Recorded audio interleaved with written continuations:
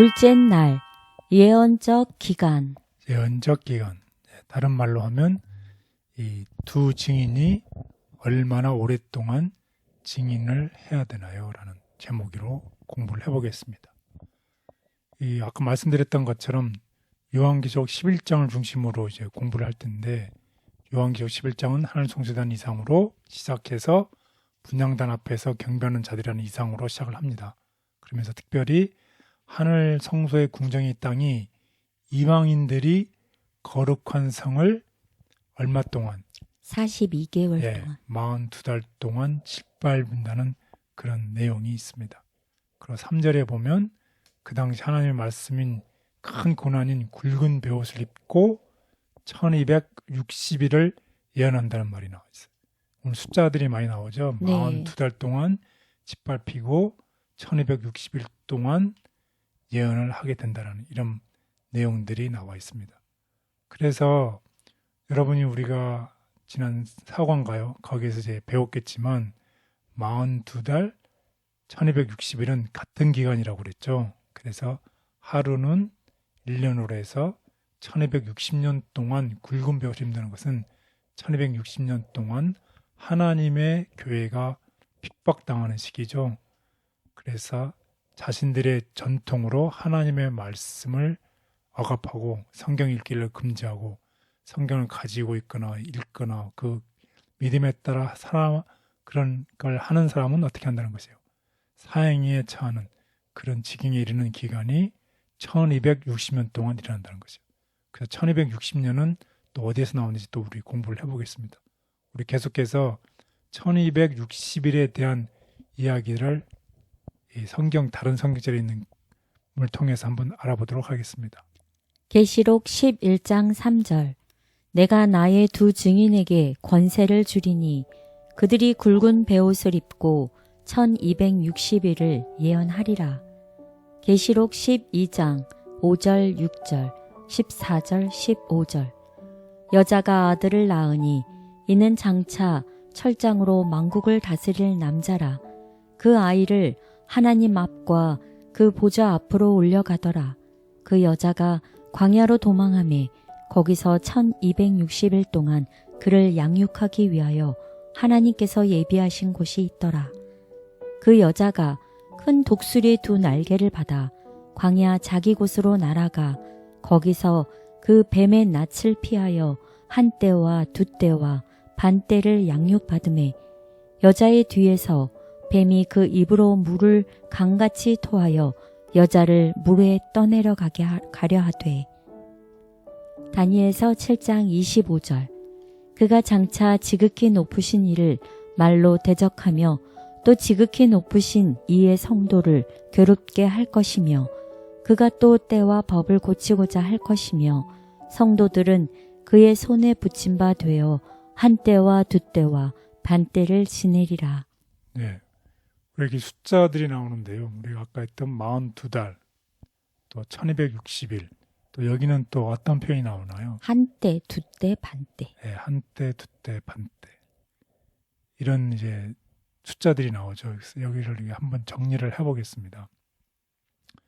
그래서 예언적 기간은 세 가지 방식으로 지금 표현이 되고 있는데요. 첫 번째는 한 때, 두 때, 반 때.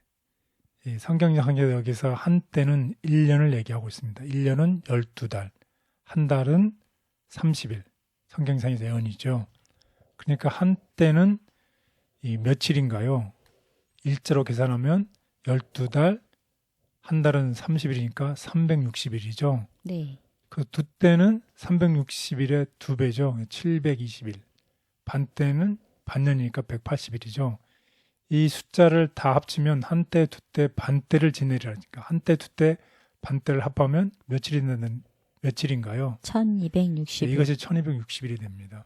그 1260일을 이 달로 환산하면 한 달이 30일이니까 1260일을 30으로 나누면 되겠죠. 네. 그러면 42달. 네, 42달이 된다는 거죠. 그래서 한 때, 두 때, 반 때, 1260일, 42달은 같은 기간을 다른 표현으로 얘기를 하고 있다는 것입니다. 그럼 1260일은 1260년이잖아요. 네. 1일은 예언상 1년이라고 우리가 배웠습니다. 그래서 그러면 1260년이 언제 이 기간 동안 하나님의 백성들이 어려움을 당하냐는 것이에요. 시작과 끝이 있겠네요. 예, 그래서 그걸 역사적으로 계산을 찾아서 살펴보니 그게 일어났던 일이 538년에서부터 1798년의 이 기간이 인간의 역사상에서 찾아보니 가장 암울했던 중세 암묵 시대가 되겠습니다.